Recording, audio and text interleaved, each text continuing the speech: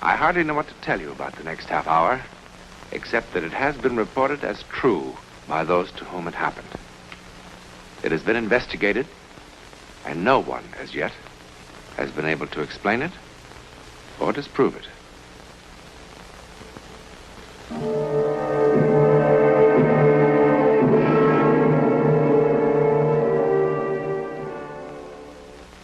Only a very few moments ago, this was the scene of a tense human drama, played for very high stakes indeed. A man's life. A jury has just determined that Paul Marlin did not murder his wife. Thus, a sensational murder trial comes to an end. But sometimes, the end is also the beginning. Perhaps if Paul Marlin could have known what lay ahead, he would have preferred being found guilty.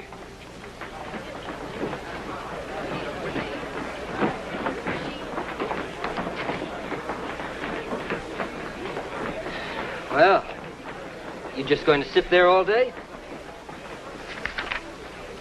What? Hasn't it gotten through to you yet? It's all over, Paul. You're a free man. Yes, I know.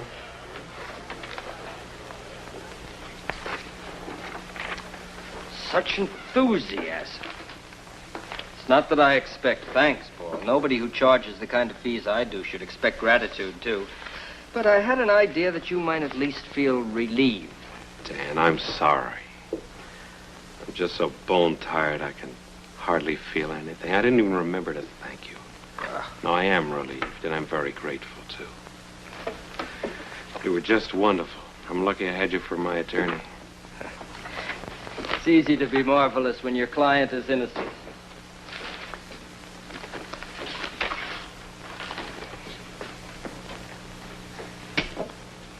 You're still thinking about Julie, huh? I am. I don't know if I'll ever really stop. If I only knew who did it or why. What are you going to do with yourself, Paul? Oh, I don't know. Start trying to pick up the pieces, I guess. You could do with a change of scene. Yes, I suppose so. And a rest. You need a rest, Paul. I'll think about it. Never mind thinking about it. You're going to do something about it. Come on.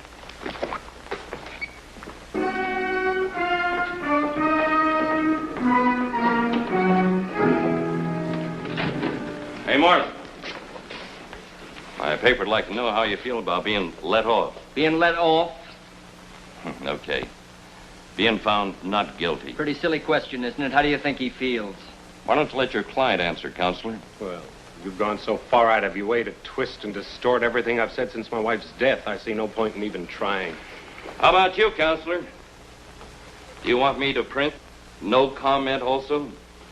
Or do you have anything to say about the very peculiar shortage of prosecution evidence and witnesses? Not even the district attorney can produce what doesn't exist, Ferris. Is that why the murdered woman's family wasn't even called to testify? Or did you and the DA decide they didn't belong at your private little trial? Now look, Ferris. You know perfectly well I tried to reach a brother in New Zealand. Sure you did. Tried real hard. Yes, we did, but communications to the backcountry of New Zealand are practically non-existent. Uh-huh. Besides, they wouldn't have possibly contributed anything relevant. And you know that, of course, without even asking him. Look, Ferris, what are you trying to build? The trial's over. Your paper got a lot of circulation out of it. Now, why don't you find someone else to pick on? It's just that I believe, along with a lot of people in this town, that Marlin killed his wife in cold blood. Now, wait a minute, For Ferris. money. I'm getting sick and tired And it goes of me this. to see him walking away scot-free. Now, look!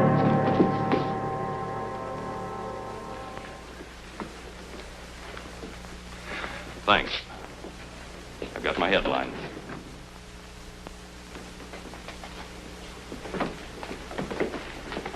Paul, come on. I want to talk to you. I walked right into his trap. You know your nerves are on edge. All you needed was a push. Look, Dan. No, Now, I wait a want... minute, please. There's something I want to ask you. Now, the things he said about the trial, about the way it was handled. No. Now, you didn't... Paul, it's just as I told you. The DA's office jumped before they had anything much to go on. By the time they realized they had no real evidence against you, what with the papers beating the drums, getting people worked up, they were publicly committed. They had to go through the motions. All right, then why Ferris's personal vendetta with me? Now, he can't possibly believe that I killed Julie, can he? Oh, I doubt if he even cares, one way or the other. But he will go on needling you as long as it means good copy. And so will the rest of the press. Which is just what you want me to avoid. Mm-hmm. That's why all this talk about going away? Yes. You know, what Ferris said about some people in this town is true. People react emotionally, Paul. They react to cliches. Now, Julie was a lot older than you. You know that. She had a lot of money. And, well, people see too many plots in the movies. You know, they're affected by it. Now it'd be wise to give the town a chance to cool off. Yourself, you need a rest. And you can get a new perspective on things, come back with a fresh outlook. Is that my lawyer's advice? No. It's your friend's advice, Paul.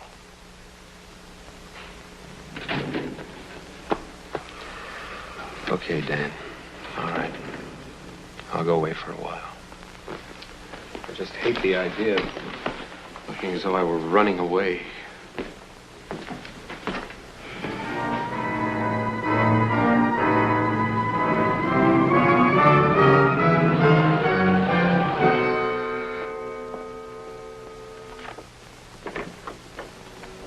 Mrs. Wyckoff? Yes, Hello. I'm Paul Marlin. I recognize you, Mr. Martin. The hotel phoned. All I have left is a third-floor rear. I'm sure that'll be quite fine, thank you. Well, it'll have to be. This is our season. Yes, so I understand. I'm sure you'll be quite comfortable. Guess I'm lucky to get anything at all.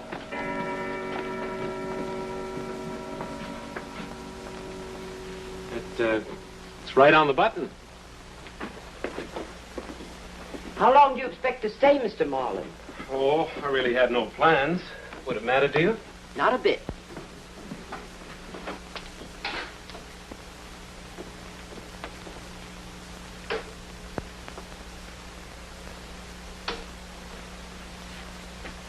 Well? Oh, yes, this'll be fine. Thank you very much. That'll be $6 a night. Oh, When you leave, I'll have the trunks moved tomorrow. well, they're no trouble.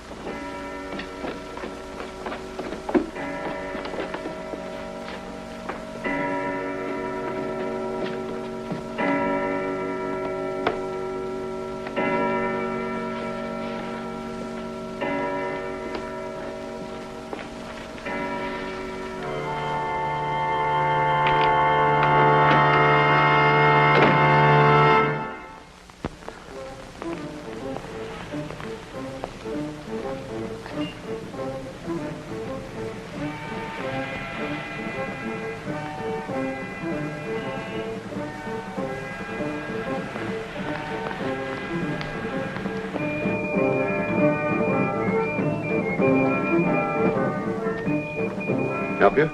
Bourbon. Any particular? No, anything.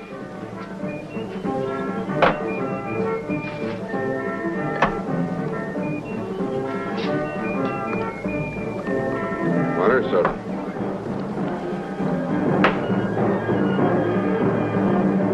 Another, please, a double.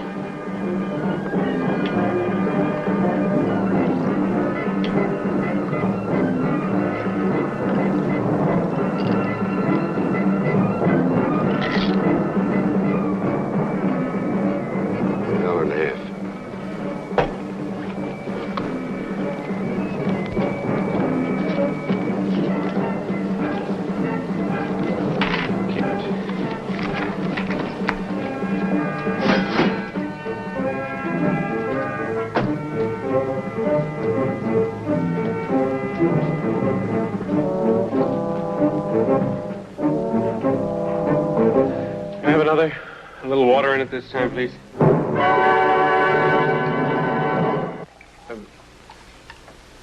Bartender, tell me something. What do you think? What's your name? Joe. Tell me something. What do you think of people who see things that aren't there and hear things? They've had too much to drink. No, I mean, before they had too much. Before they've had even one drop. Too much imagination, I guess. That's it. Too much imagination. Too much imagination is a dangerous thing, you know? Like the man said. Now, that's a good mirror. That is a mirror that I approve of. Friendly, you know? You look at it, looks back at you. No tricks, just what's there. You know, Joe, I've got a mirror in my room. Very tricky mirror. Everything, the whole place is tricky. You can't trust it. I mean, sounds and things that aren't even there. The clock striking the wrong time. Dogs howling like they're supposed to do when somebody dies. Thunder, wind, and lightning after. And you know there was no thunder or lightning tonight. Man came in with a German Luger pistol, and he shot me. Sure. And I didn't even know him. I never saw him before in my life. And I was wide awake. I mean, it's not like a dream. I was wide awake.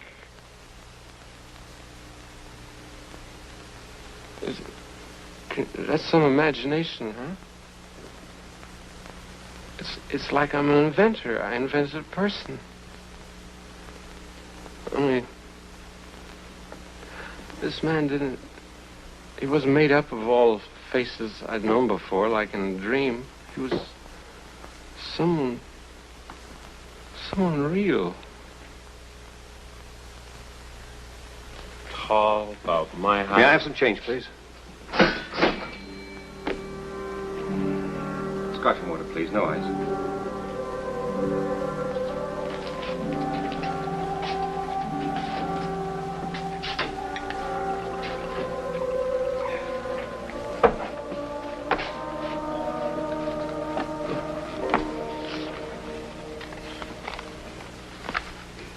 What's this supposed to be? Pardon? £1, Commonwealth of New Zealand. I'm sorry. I've only been in the country a few hours. Takes a while to remember about the currency.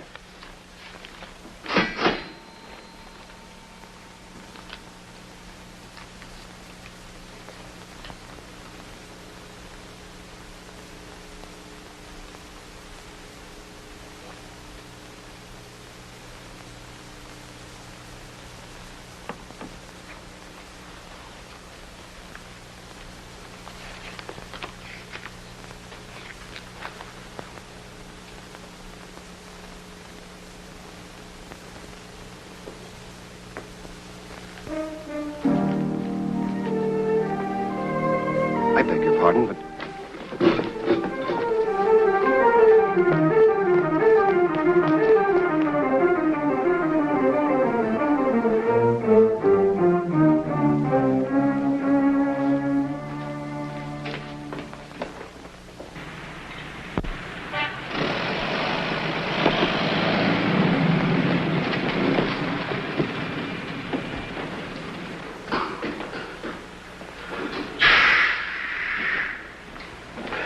When is the next bus out of here?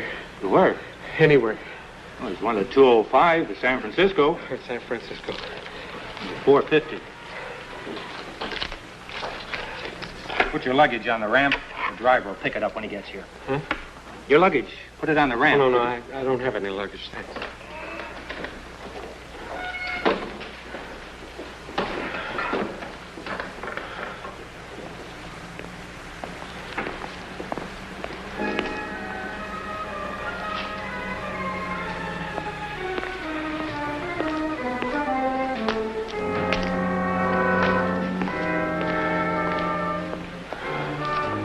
Paul?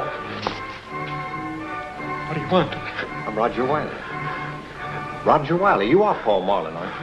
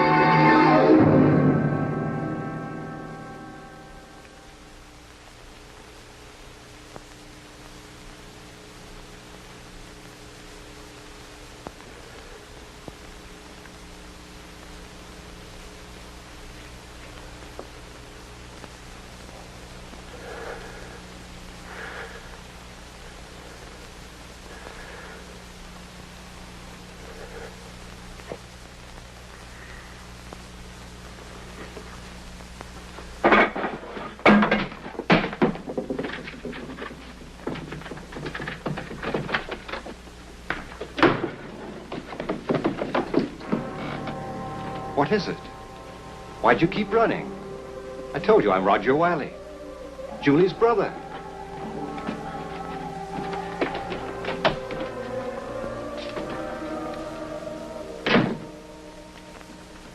Aren't you well? Shall I call a doctor?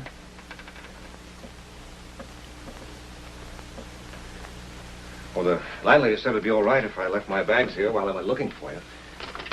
I explained who I was. How did you find me? Your solicitor told me where you'd gone. I only landed in San Francisco this afternoon. Well, why did you come here? Julie's estate, for one thing. Then there's the matter of... The gun bother you? I always carry it with me. It's a good thing to have along when you're out on the range for weeks at a time. Are you sure that you're all right? No, I'm fine. I'm fine, really. Sorry, it's just nerves, that's all. Julie's death. That terrible trial. I'm sure the last month has been very unpleasant for you. It'd probably give anyone the shakes. I'll be all right in the morning. Why don't we meet then? Over breakfast, maybe. We can have a talk, huh? That's a good idea. But with the hotel full up, I hardly know where to look for a room at this hour. What I mean is... No, I thought perhaps I could flop in that chair for tonight. Oh. Yes, of course. Why not? Thanks.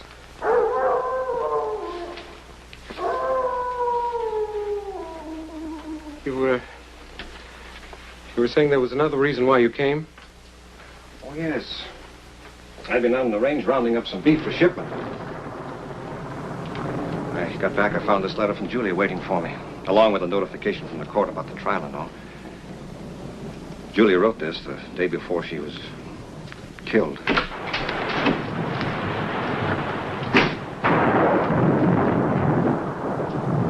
Stay away from me.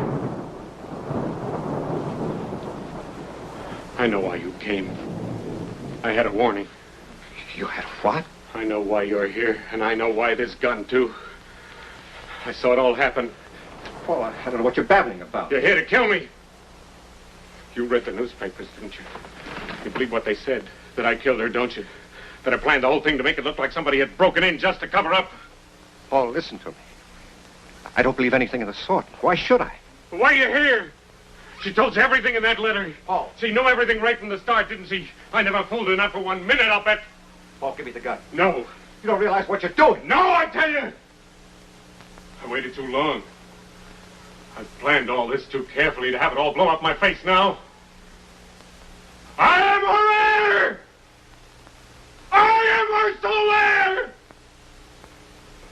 You killed her. Yes!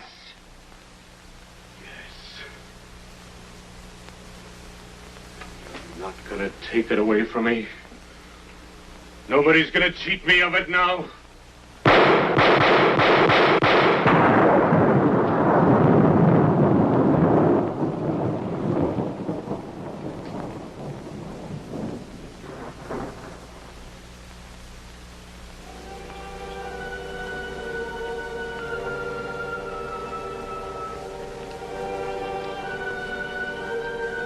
Dearest Roger, I only hope and pray you will believe that the last 6 months have been the happiest of my life. I know how foolish you thought I was to marry a man so much younger. I must confess I had my moments of doubt, too. But Paul loves me, really loves me, Roger. He proves it in 100 ways every day. I've never felt so alive, so wanted. Enough of this, dear brother. I want very much to give Paul something in return for all he's given me. I've decided to immediately transfer all my holdings, real estate, stocks, everything, to his name. And I want it to be a surprise. Naturally, there'll be some complications with those things you and I own together. And as it has been so long since we've seen each other, couldn't you find the time to come to San Francisco? It would be wonderful if you could. Besides, it's high time the two men in my life met and became friends. Julie. Paul Marlin went to the gas chamber insisting that he was the victim of an hallucination that drove him to murder. The only witness he had to support his plea was the bartender. Then bartenders hear so many strange things, don't they? Probably it was Paul's guilty conscience that somehow created the sights and sounds of his own destruction. His conscience was his executioner. In a moment, a program word about next week. If ever there was a place where the ability to see into the future would come in handy, that place would be a racetrack. But ace jockey Ronnie Watson's brush with the supernatural has become one of the great legends of American racing. See for yourself next week.